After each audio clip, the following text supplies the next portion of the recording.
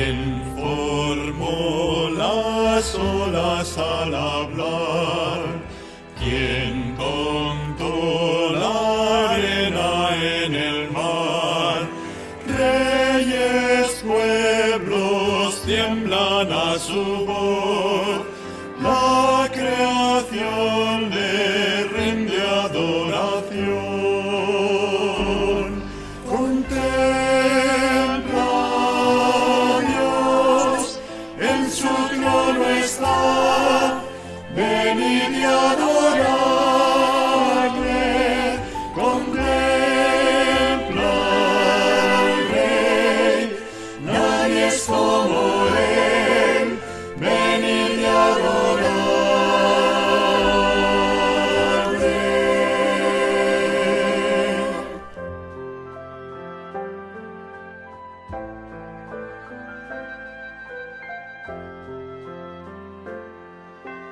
¿Quién le dio consejo al Consejo al Señor, cuestiona lo que lo que habló?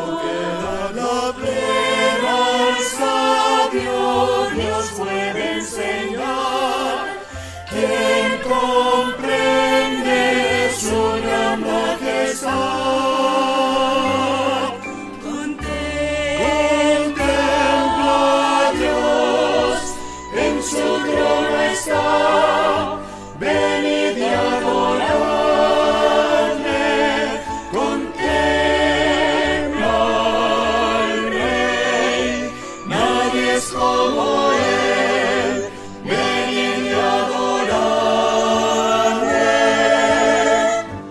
Reinarás por siempre, reinarás por siempre, reinarás por siempre. Tu gloria reinará.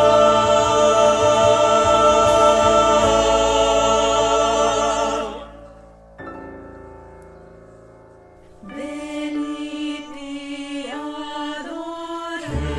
Sufrió los clavos en dolor, quien llevó el mal del pecador. Jesucristo, humilde al perecer, ha triunfado y reina con poder. Con poder,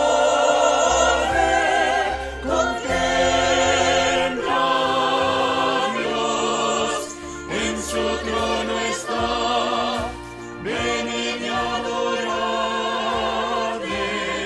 Contempla al Rey, nadie es como él, venid y adoradle.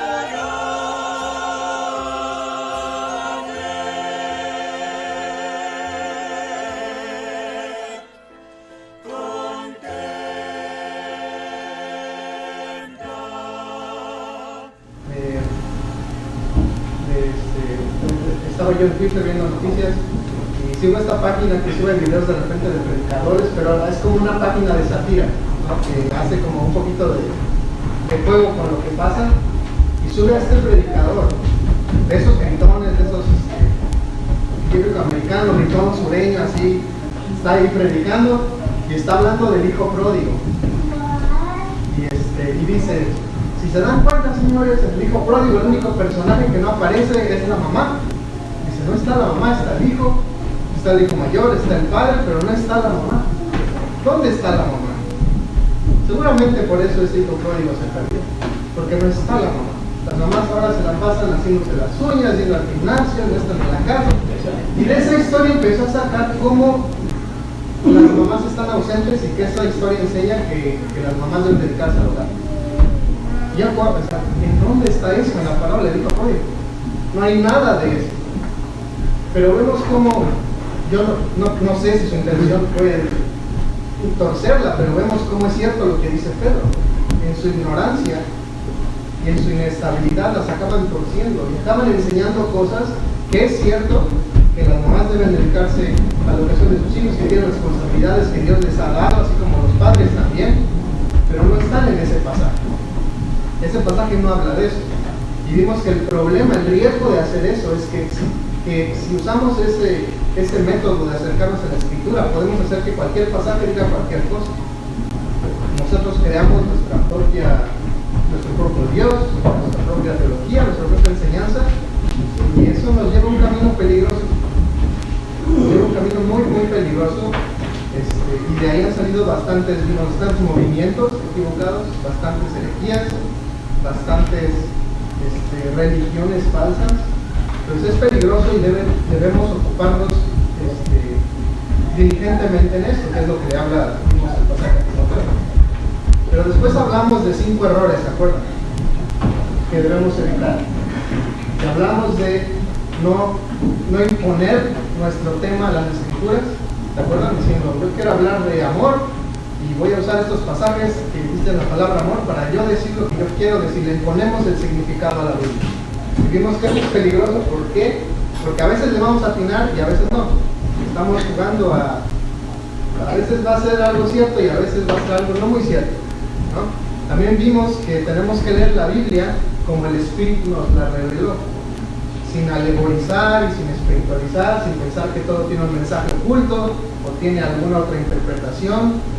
Tenemos que ser cuidadosos y saber que Dios se quiso comunicar con nosotros y que por lo tanto vamos a acercarnos e interpretarla de la manera en la que Dios, y leerla como Dios lo hizo, como Dios la reveló. Y hablamos de las cartas, por ejemplo, las epístolas. Una carta es como hoy cuando alguien te manda un mensaje o te manda un texto o un email. Tú lees todo el email para saber qué es lo que está diciendo la persona, o todo el texto. No lees pedacitos y después interpretas qué quiso decir la persona. Lo mismo con las cartas. Cuando Pablo escribía su carta a Éfeso, a las iglesias de Éfeso, él esperaba que las iglesias de Éfeso la leyeran en su totalidad, no que nada más agarraran un pedacito y dijeran, ¿qué será que Pablo dice con esto? No, lee toda para saber qué es lo que Pablo dice con esto, ¿no? Entonces tienen una forma de leerse. También vimos de la ruleta rusa, perdón, usamos esa analogía de no abrir la Biblia en donde caiga y apuntar y decir esto es lo que Dios tiene para mí hoy, porque podemos llegar a errores. Hicimos esa ilustración del hombre que le hizo así y dice, Dios me necesita hoy, qué bendición, y resulta que el pasaje habla de que Dios necesitaba al burro y ese señor no sabía porque nada se quedó con eso. Entonces hay que ser cuidadosos y vimos eso de no ser superficiales con eso, que exige diligencia, exige cierto trabajo de nuestra parte.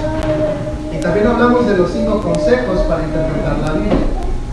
Vimos, bueno, en verdad son 6, porque vimos que lo que hace posible todo eso es que tenemos al Espíritu Santo, y que tenemos al Espíritu Santo que nos ilumina y nos guía por las Escrituras, y que por lo tanto podemos acercarnos con confianza. No necesitamos un intercesor, no necesitamos un sacerdote que nos diga qué tiene que decir la Biblia, no necesitamos una organización que nos diga cómo interpretar la Biblia. El creyente, porque tiene al Espíritu Santo, puede acercarse a la palabra de Dios y puede leerla y puede comprenderla. Pero vimos que hay partes difíciles y que estos consejos no es una fórmula de que si usted aplica esto le va a interpretar ya todo y ya se convierte en el hombre más, o la mujer con mejor interpretación del mundo. No, son consejos, son cosas que tenemos que tener en mente, que nos van a ayudar a acercarnos bien al pasaje. Y hablamos de que Dios está hablando en lenguaje común, que tenemos que considerar el contexto histórico, y dijimos que es importante porque los eventos de la Biblia pasaron en la historia real, pasaron en un lugar real con personas reales, en situaciones reales, no pasaron en un mundo de fantasía. Por lo tanto es importante considerar ese contexto, porque le habló a esas personas primero, ¿no? Cuando uno va y ve el libro de Éxodo, lo que dice Dios, le habló primero al pueblo de Israel. Entonces tenemos que ver en qué condición está el pueblo de Israel para después entender qué es lo que Dios tiene para nosotros hoy. También vimos que debemos conocer el lenguaje, que hablamos del español, y que por eso es la importancia de actualizar las traducciones, no porque las tengamos que cambiar, sino porque el lenguaje español cambia. Palabras que hoy significan una cosa, en 10, 20 años se pueden significar otra cosa. Y vimos que esa es la importancia de entender el idioma español. Si no entendemos el idioma español en nuestra Biblia en español, va a ser muy difícil leerlo. Dios está asumiendo que entendemos la gramática normal porque así se quiso comunicar, ¿no? Los apóstoles se acercaban a las escrituras, ellos hablaban griego, y cuando leían su escritura en griego, Dios asumía que ellos sabían cómo su lenguaje funcionaba para ellos entender. También vimos que la Biblia se interpreta a sí misma, que quiere decir que no se va a contradecir, que no vas a encontrar una doctrina en este versículo aislado, y eso va a ser la doctrina de la Biblia. No siempre comparamos la Biblia en su totalidad. Nunca aislamos, porque este pasaje dice eso, entonces a luz de este pasaje interpreto todo lo demás. No, tenemos que interpretar ese pasaje a la luz de todo lo demás. Y saber que cuando llegamos a una contradicción, no pensamos, esto es contradictorio, esto no encaja, porque aquí dice una cosa, aquí dice otra. Muy probablemente nosotros fuimos los que nos equivocamos en la interpretación. Y requiere un poquito más de estudio, un poquito más de lectura, un poquito más de oración, un poquito más de dedicación. Y vimos también que tener en cuenta que la Biblia tiene un significado, pero tiene diferentes aplicaciones. Que esa es la última pregunta que nos hacemos. ¿Cómo aplica esto a mí? Ya después de que hicimos todo esto, decimos, ¿cómo aplica esto a mí? Y cuando hablamos de un significado, quiere decir que tiene un mensaje, que Dios quiso decir algo a través de Juan, a través de Pedro, algo específico. Y que por eso no podemos decir, bueno, yo creo que dijo esto, y alguien dice que cree lo contrario, y después los dos estamos bien. No puede ser. ¿No? Nosotros cuando vemos a la Biblia, queremos saber qué es lo que dijo el profeta Isaías. ¿Qué quería decir él? ¿Qué es lo que dijo Judas? ¿Qué es lo que dijo Pedro? ¿Qué es lo que dijo Jesús? No, ¿qué es lo que yo pienso que dijo? ¿Qué es lo que dijo? Eso es últimamente es lo que queremos cuando nos acercamos a la palabra. Entonces, como se nos acabó el tiempo la semana pasada, y quiero dejar tiempo más para preguntas esta semana, más para interactuar con ustedes, más para escucharlos a ustedes, y también para aplicar estas cosas, para practicarlas, ¿no? Entonces, lo que quiero hacer esta mañana es una práctica con ustedes.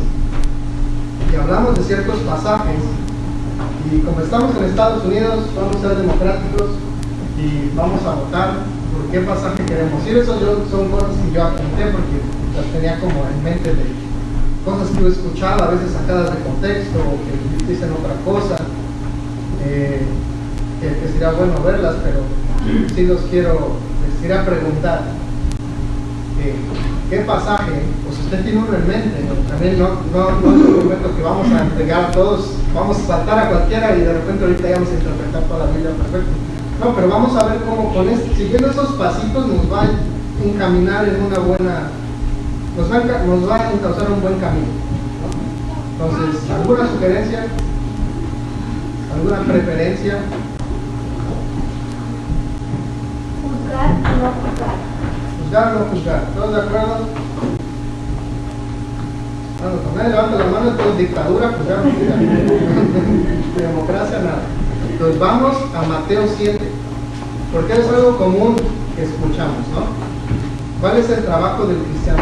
Escuchamos muchos creyentes que dicen, no juzgues, no puedes juzgar, no te toca juzgar. O muchos dicen, a mí el que más me da risa es cuando dice, solo Dios me puede juzgar. ¿No te da miedo? Es peor, y solo Dios te puede juzgar, más miedo te debería dar lo que estás haciendo. Pero esa es la pregunta, ¿el trabajo del cristiano es juzgar o no? Y muchas veces se tacha al cristiano que es muy prejuicioso, ¿cierto? Que condena mucho, que juzga. Entonces está este movimiento contrario que dice, no, nosotros nada más amamos, damos misericordia, no juzgamos a nadie, incluso a los hermanos no los juzgamos, como que nada más vemos de lejos, ¿no? Y muchos van a este pasaje en Mateo 7, los primeros versículos de Mateo 7, del 1 al 6. Entonces vamos a abrir nuestras Biblias ahí. Voy a pedirle a un hermano que lea esos versículos, hermano o hermana que pueda leer esos versículos para nosotros, y después vamos a empezar con esos pasos. No juzguéis para que no seáis juzgados, porque con el juicio con que juzguéis seréis juzgados, y con la medida con la que medís os será medida. ¿Por qué miras la paja que está en el ojo del hermano y no echas de ver la viga que está en tu propio ojo? O como dirás a tu hermano, déjame sacar la paja de tu ojo, y he aquí la viga en el ojo tuyo. Hipócrita, saca primero la viga de tu propio ojo, y entonces verás bien para sacar la paja del ojo de tu hermano.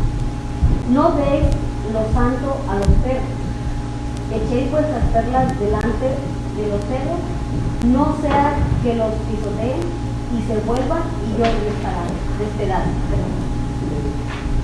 Entonces, vamos a empezar con lo que habíamos dicho de que tenemos ciertos pasos para esto. Número 1. Vamos a ver lo que está haciendo Jesús con lo que está diciendo. Está hablando el lenguaje común, ¿cierto? ¿Cuál es su punto? No juzguen para que no sean ¿qué? Juzgados. ¿Por qué? Es la razón por la que Él no quiere que juzguen. Porque con la vara que ustedes juzguen, o midan, algunas traducciones que con la vara que ustedes midan, serán juzgados, y con la medida que midan se les medirá. O sea, está diciendo, esta es la razón por la que no deben juzgar, porque el nivel de su juicio va a ser el mismo nivel que ustedes van a ser juzgados, ¿no? Y a veces hasta aquí llega la explicación, ¿no? Y aquí dice conclusión, ya quedó, no juzguen, no hay que juzgar porque así nos van a juzgar. Pero si notan, esto no es lo último que dice Jesús acerca de juzgar. Esta es una sección, él sigue explicando. Y después da como que una ilustración. Entonces, ¿por qué miras la mota que está en el ojo de tu hermano y no te das cuenta de la viga que está en tu propio ojo? ¿Eso qué es? Cuando hablamos y que estamos ilustrando, no estamos haciendo una alegoría, digamos, una metáfora, digamos. Estamos comparando, queremos llegar a un punto y ilustramos de una manera, es lo que está haciendo Jesús, está ilustrando, es el por qué no debemos juzgar de esa manera.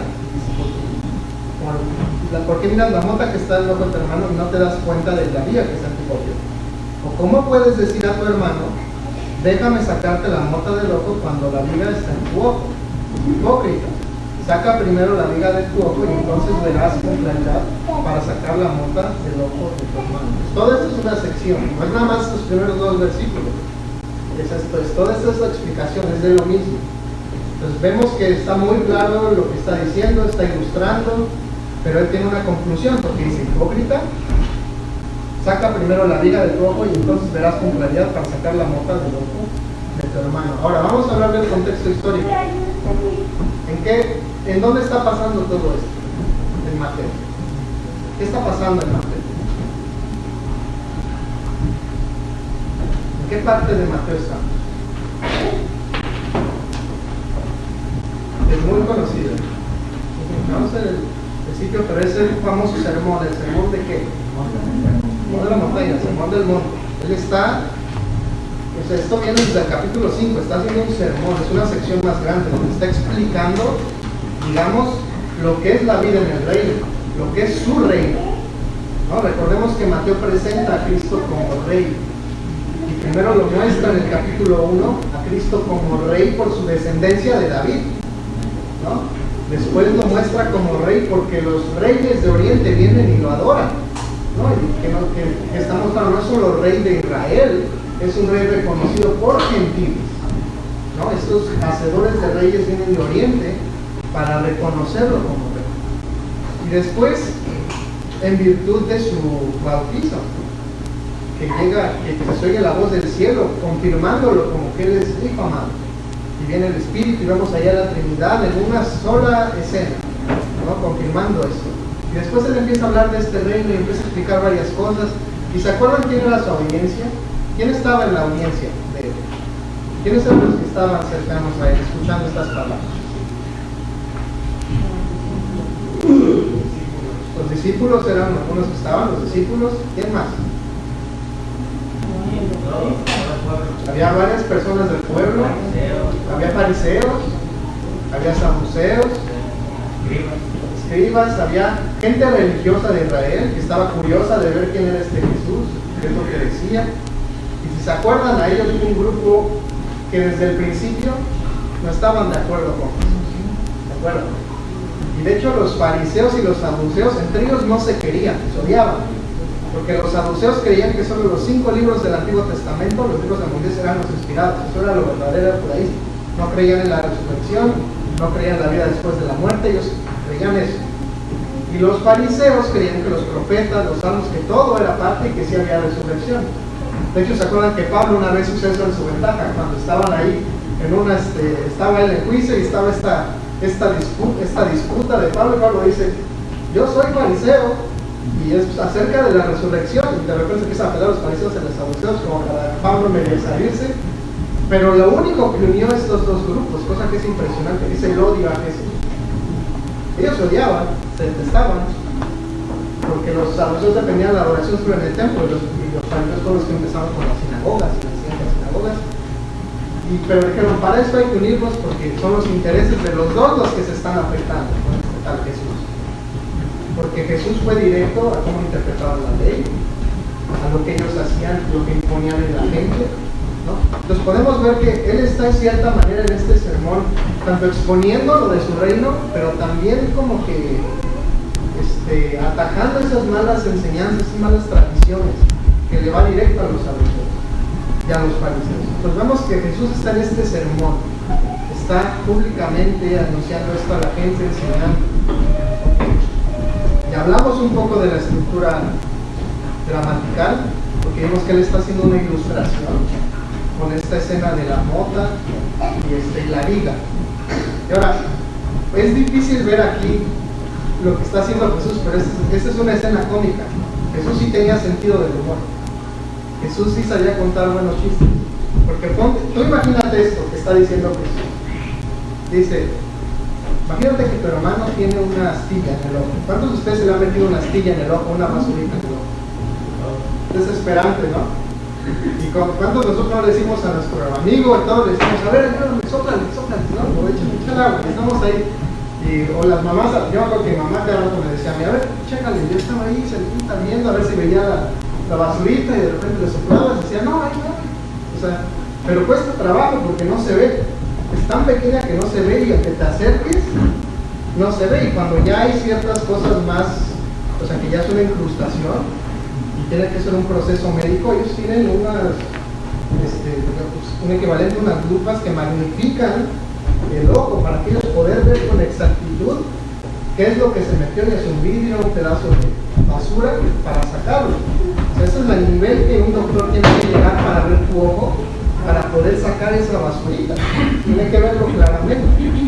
Lo que está diciendo Jesús es, imagínate que tú tienes una persona que está con eso y te dice, ve, ayúdame, se metió algo al ojo, tú quieres ayudarle, pero tú tienes un tronco en tu ojo, no una basurita, tienes un tronco, una viga de esas de construcción, como estas vigas de aquí. Tú tienes una de esas en el ojo, ahora tú agarra una cosa de esas y ponte en el ojo. Intenta acercarte a cualquier persona, o intenta ver si, a ver si puedo sacarlo. No puedes, o sea, es cómica la escena. Está diciendo, no se puede hacer. Dice, no puedes tú quitarle a alguien, a tu hermano, una basurita del ojo, cuando tú tienes un tronco entero en tu ojo. Es lo que él está diciendo. Dice, ¿cómo puedes decir a tu hermano, déjame sacarte la mota del ojo cuando la viga está en tu ojo? Y es lo que dice Jesús, es hipócrita. Dice, ¿por qué hipócrita? Y aquí es donde ya tenemos que pasar de la ilustración al punto de Jesús. Porque lo que está diciendo es, antes de tú juzgar a alguien, tú primero tienes que juzgarte a ti mismo. Antes de tú ir y ver la basurita, el pequeño pedazo de basura que tiene, que eso es la ilustración de un hermano que está tal vez en pecado, que está en alguna falla, y tú ves que está en una falla, pero te dice, pero si tú tienes un tronco en el ojo, si tú estás con la misma falla o peor, si no te quitas eso primero, si no te evalúas, te juzgas primero, ¿cómo piensas que no puedes ver bien para ayudarlo?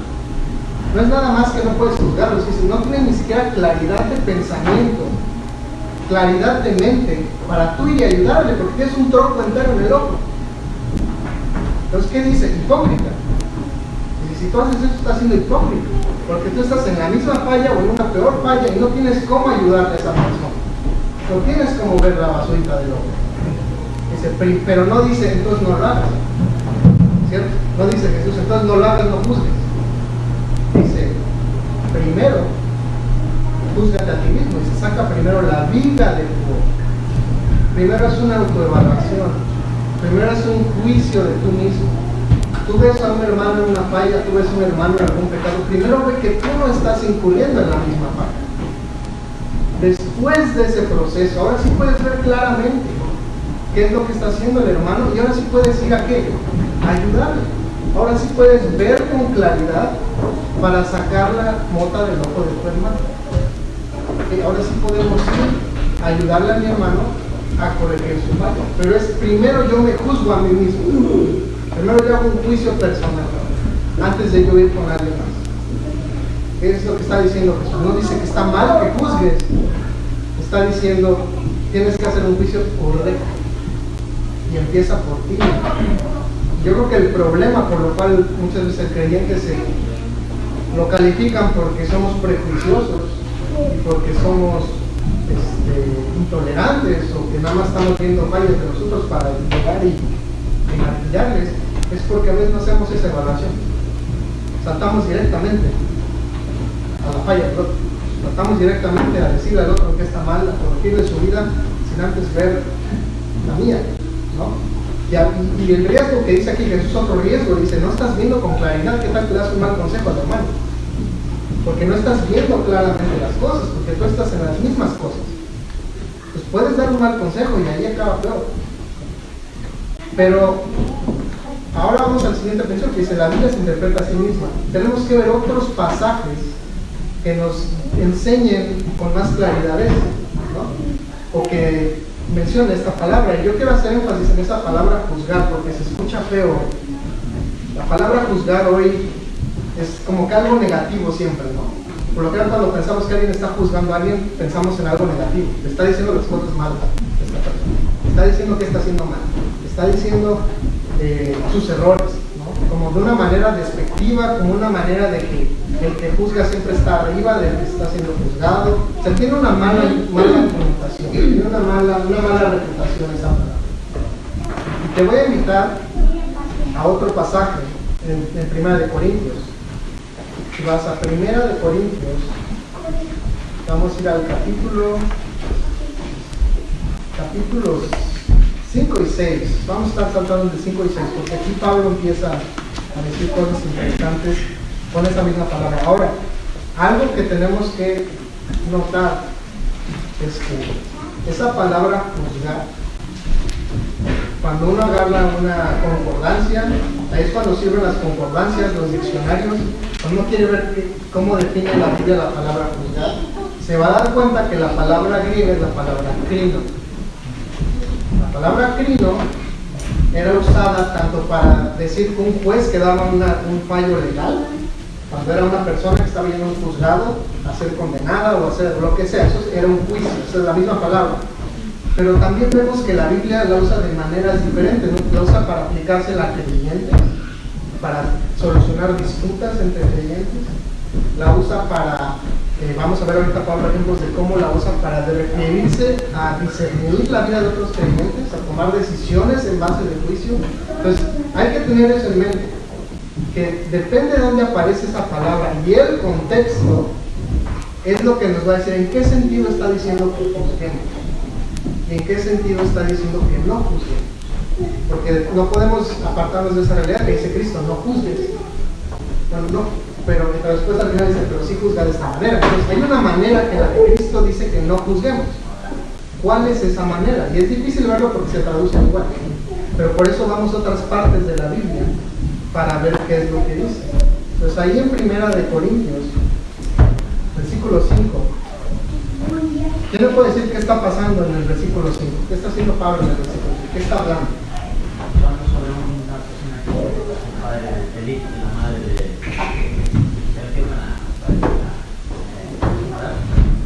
de una persona en la congregación de esta Corintios que se metió con la madrastra, está fornicando con la madrastra.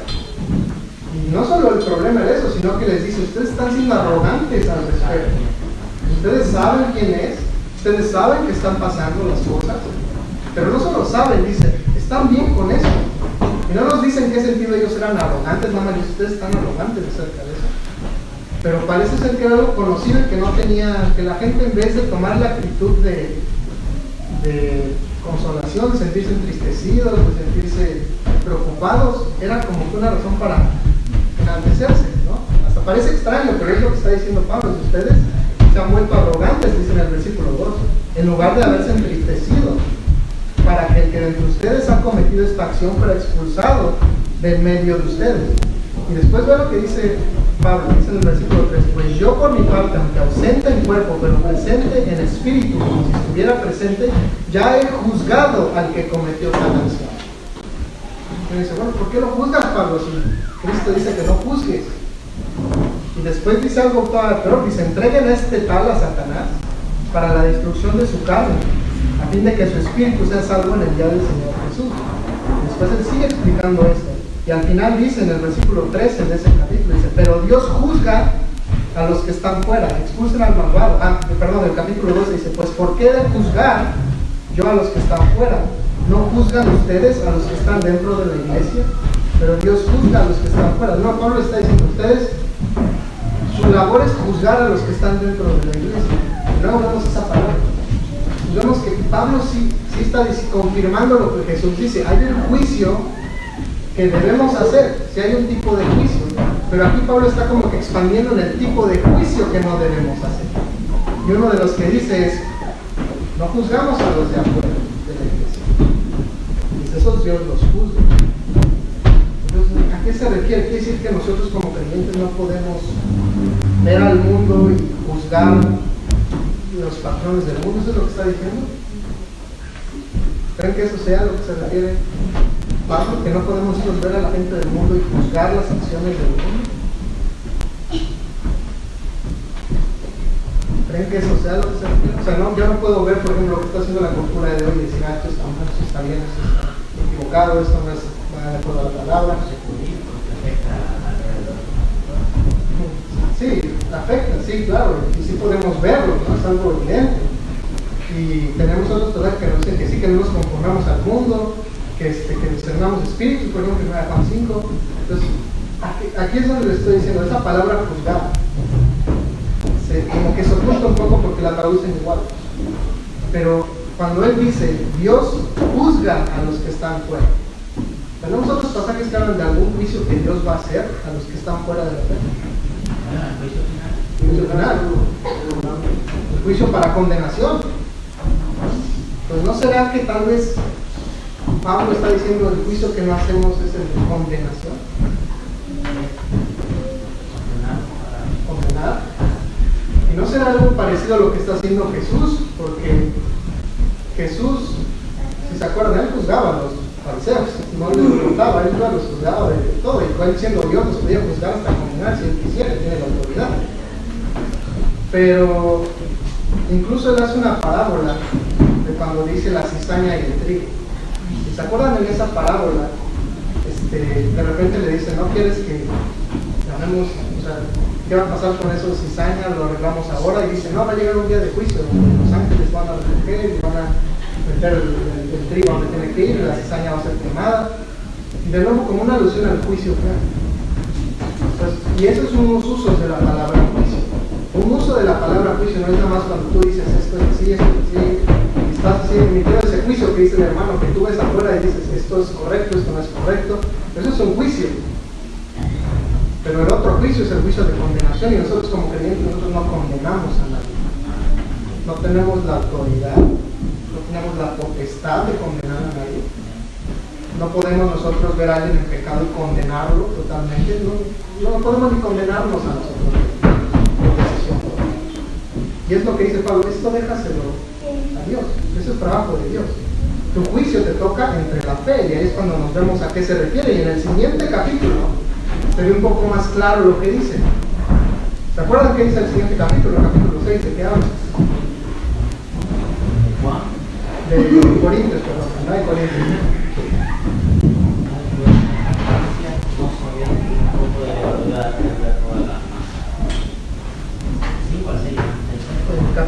Capítulo 6. El capítulo 6. ¿Qué es lo que habla el capítulo 6? Cosa alguno de vosotros cuando el versículo 1 sería. Sí. ¿Osa alguno de nosotros cuando tiene algo contra otro ir a juicio delante de los justos y no delante de los santos? Ahí tenemos otra vez la misma palabra, juzgar, ir a juicio. ¿De qué está hablando Pablo? De que había juicios entre creyentes, juicios legales entre creyentes, que tenían un problema y en vez de arreglarlo como hermanos, decían, no, te voy a llevar al abogado, vamos al juicio, y se iban con los no creyentes. Parece ser que eran problemas que, o sea, hay que tener cuidado, porque uno puede decir, bueno, tenemos un hermano en la iglesia que está traficando droga, pero no podemos ir con los la Biblia dice, no está hablando de eso. Claramente Pablo está hablando de cosas que podían ser atendidas dentro de la congregación, que podían ser solucionadas dentro de la congregación, que no necesitaban ir a poner una demanda al hermano, que podían ser arreglados como hermanos en Cristo, solucionados ahí. Y les empieza a decir, busquen ustedes, para ese es su trabajo. Y si acaso no hay entre ustedes algún hombre sabio que pueda juzgar entre sus hermanos, sino que hermano contra hermano litiga y es ante incrédulos. O sea, ahora es lo contrario, ¿no? Dice primero, nosotros no juzgamos a los de afuera, eso Dios los juzga, los condena, ¿no?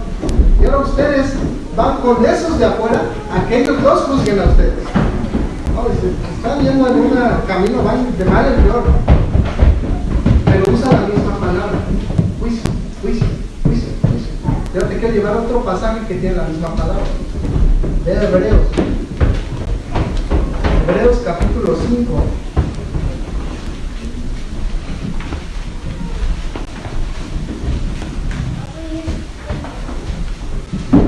Vamos a ir al versículo. Vamos a empezar desde el 11 para ver un poquito lo que está hablando. Dice en el versículo 11: acerca de esto tenemos mucho que decir y es difícil de explicar, puesto que ustedes se han hecho tardos para oír. Pues aunque ya debieran ser maestros, otra vez tienen necesidad de que alguien les enseñe los principios elementales de los oráculos de Dios. Y han llegado a tener necesidad de leche y no de alimento sólido.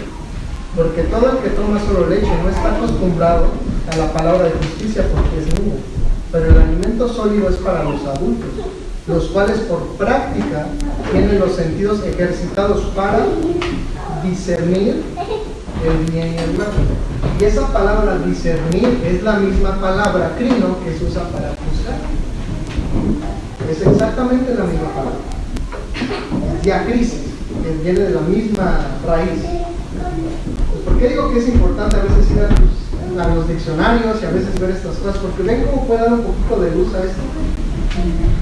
Sabemos que él está diciendo que es discernimiento. Cuando uno ve al mundo y uno analiza los patrones del mundo y uno ve y sabes que esto va contra Dios, usted está haciendo un juicio no para condenar al mundo, sino para discernir. No nos llama la Biblia a ser tontos que vayamos más con la bola, nos habla de discernir. De hecho, eso es lo que está diciendo el autor de Hebreos. Dejen de ser niños, ejercítense para que estén discerniendo. Y de hecho, Pablo en el capítulo 2 de Corintios nos dice que el hombre espiritual juzga todas las cosas. Juzga todas las cosas, discierne todas las cosas. Ahora entonces regresamos a Jesús. Jesús dice que si ejercitemos discernimiento, primero en nosotros, para discernir nuestros comportamientos, nuestras actitudes, cómo estamos, y después ese discernimiento, una vez que nosotros vemos que no estamos en la misma falta, vayamos y ayudemos a un hermano ayudándole a discernir en su propia vida. No para condenar al hermano, no para condenarlo a juicio eterno, no podemos hacer eso, pero sí para educarle, sí para ayudarle, para edificarle. Y si ven este lenguaje duro de Pablo, regresando al capítulo 5 de Corintios, es un lenguaje muy duro. Es el, entréguenlo a Satanás para la salvación de su espíritu. O sea, alguna vez esa frase te llegó, le está diciendo a una congregación, vayan y oren para entregarlo a Satanás. Es un lenguaje muy duro. Pablo está enojado, Pablo está totalmente asqueado de la situación. Pero después vemos en 2 Corintios cómo les dice esa misma persona que se arrepintió, recíbanla con amor, no la rechacen. Esto dice ahí, es para la salvación de su alma, no para su condenación y su perdición. Porque muchas veces sí ejercemos el juicio nosotros, ¿cierto? este perdido ya no sabe, ya por qué, nunca, no, ese no es irredimible, ¿no? Y los empezamos a tratar de manera despectiva. Ese no es el objetivo de juzgar, de discernir, de discipulado, de ayudar a los hermanos cuando los hermanos están en pecado. El objetivo no es para aplastarlo más en el pecado, es para restaurarlo, es para elevarlo, para ayudarlo. Y si tenemos que hacer juicios, todo el mundo hace juicios, pero ese juicio es así, es discernimiento. Y es discernimiento propio y luego discernimiento a los demás. Pero ven cómo cambia un poquito cuando empezamos a tomar el tiempo y ver con cuidado, ver en totalidad lo que dice Jesús, luego en otras partes de la Biblia que usan la misma palabra, y vemos cómo la misma Biblia nos educa. No tuvimos que ir a un comentario bíblico, no tuvimos que ir a una predicación o algo así, no estoy diciendo que sea malo, es bueno, incluso pasajes más difíciles. Pero si vamos en la propia Biblia, viendo aquí, buscando, vamos a poder ver que si hay un juicio que tenemos que emitir, hay un juicio que no condenamos a la gente, especialmente no condenamos al mundo, al contrario, vamos al mundo a ofrecer un mensaje de esperanza en Jesucristo. No, pero dentro de la fe, sí, en cierta forma nos juzgamos en ese sentido. ¿Por qué? Porque es lo amoroso por hacer por los demás. Si yo a mi hermano acabando su vida en un camino que lo va a llevar a perdición, que lo va a destruir, que va a traer consecuencias graves, yo tendría que odiarlo para no decirle nada. Nuestro ejemplo más claro es Jesús. Él pudo dejarnos aquí con nuestros propios pecados, sin bajar, sin hacerse hombre y tener que pasar por todo eso. Pero no lo hizo. Él vino en misericordia del cielo a levantarnos nosotros del cielo. ¿Por qué? Y eso es el amor que explica de tal manera amó Dios al mundo. ¿Por qué? Porque Él vino a sacarnos. Es igual que estamos con el hermano. Lo juzgamos, ¿sí? Para su edificación. Para su